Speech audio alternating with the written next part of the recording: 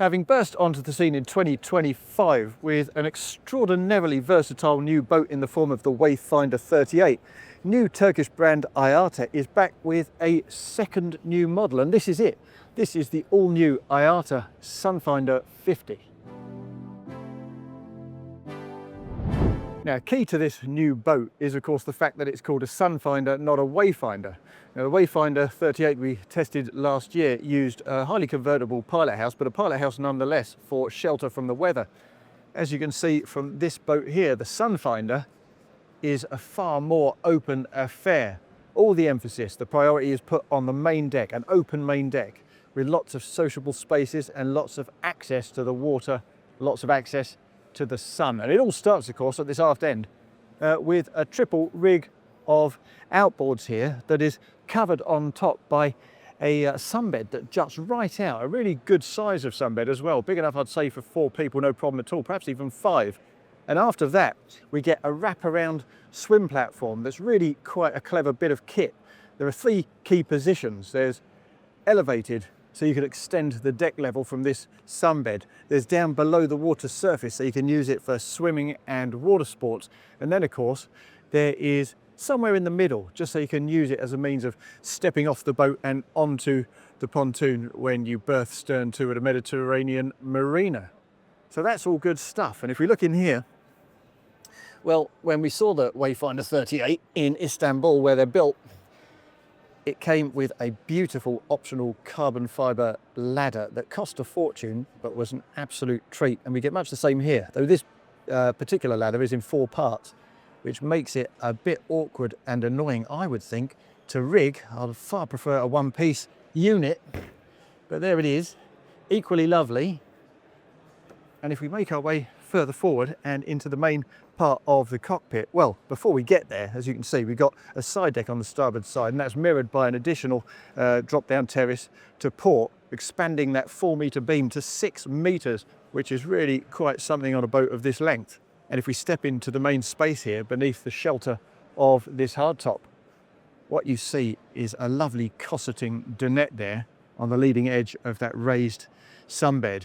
Quite usefully though, if you move over to the starboard side, I can reverse this backrest, slide it over and sit facing out over this side deck. So it really leverages those in a very practical way. Let's put that back in position though and look further forward. We've got an additional settee facing aft, so really sociable. And you can, of course, sink that down into the space just to expand that sunbathing unit up top to the lower level. If we head round to the starboard side and move forward, up a step there, past the transverse wet bar to the bow, well, those of you who saw the review of the 38 Wayfinder last year will remember how squared off and beam forward that bow space was, and nothing has changed here at all. It's absolutely enormous. Again, we've got a high level sunbed to generate an extra bit of volume down below, with a little seat built into the leading edge of that. And that's a 2-part seat. You can fold this part away to enable people to get past nice and easily.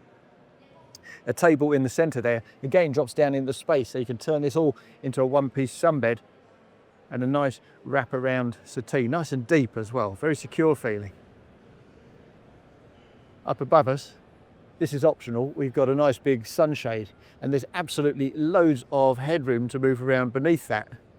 And if I just look aft, you'll see that just beneath that oak boarding step, we've got little brackets to pop those poles away.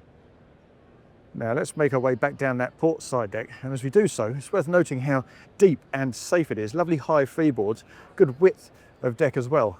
And when we get back into this section of the cockpit on this slightly elevated forward upper tier, there's a couple of things we need to check out. And the first of those, of course, is this transverse wet bar. A sink on the port side, a grill in the center here, another space where you can add a second grill if you choose. And beneath that, we've got a couple of big fridges, 85 litres each, but you can, of course, spec an ice maker if you prefer. It's a good kind of size, that.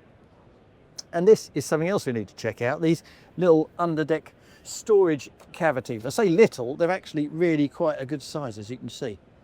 Drained as well, runs all the way through there.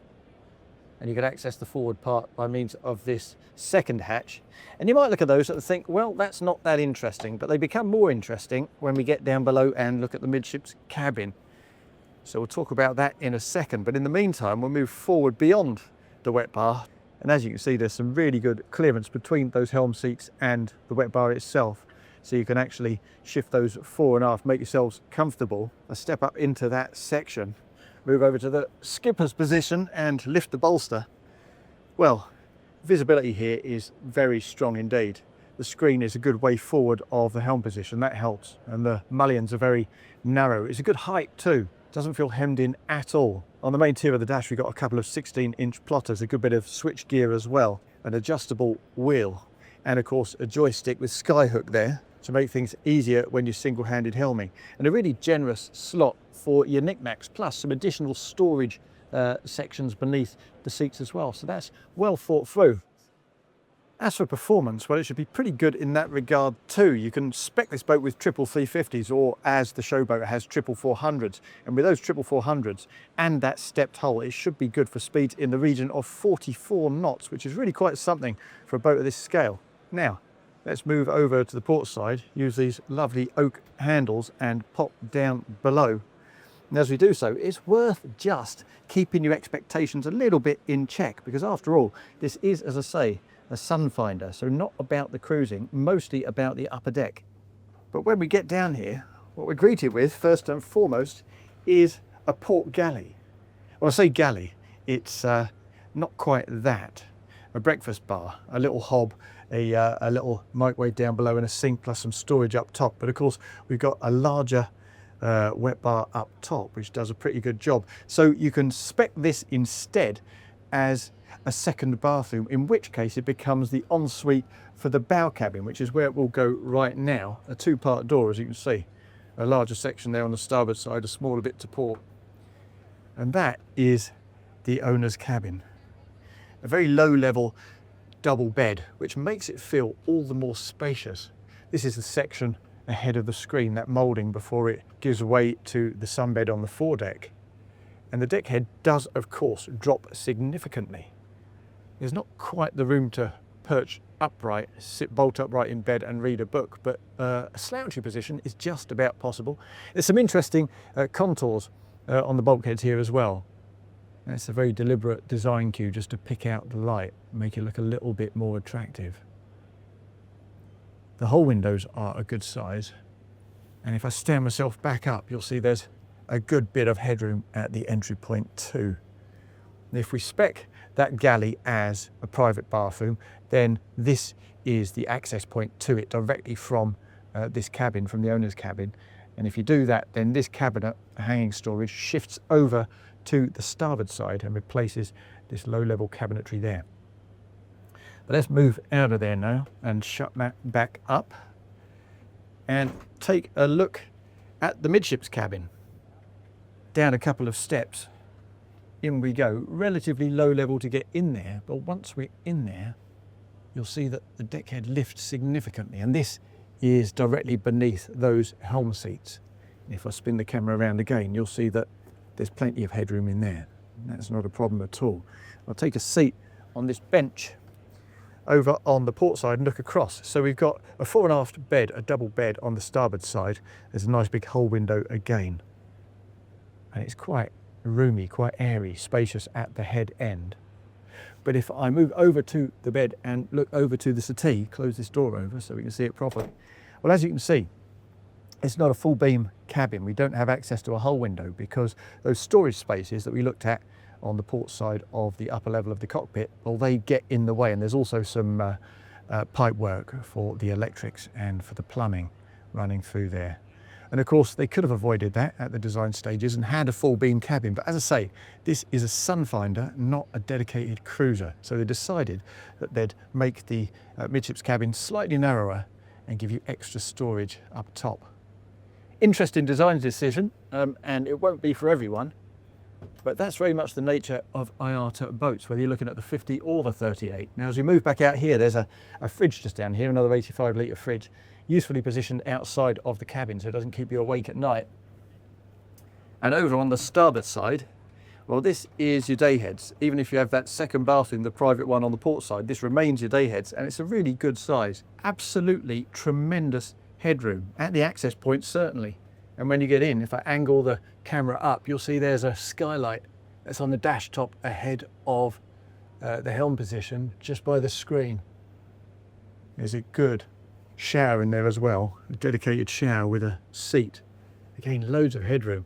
And I'll spin the camera around and show you that I can barely reach, in fact I can't reach the deck head, that's how lofty it is. So it feels very attractive indeed as a day heads, and it's well positioned too, just at the bottom of those steps. The toilet there, decent bit of storage again, and an opening port light just for a bit of fresh air.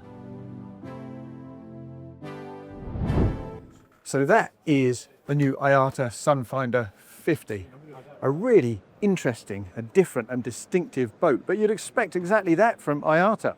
It's already made a name for itself for its courageous design decisions. We saw that on the 38 and it's very much intact on this new 50.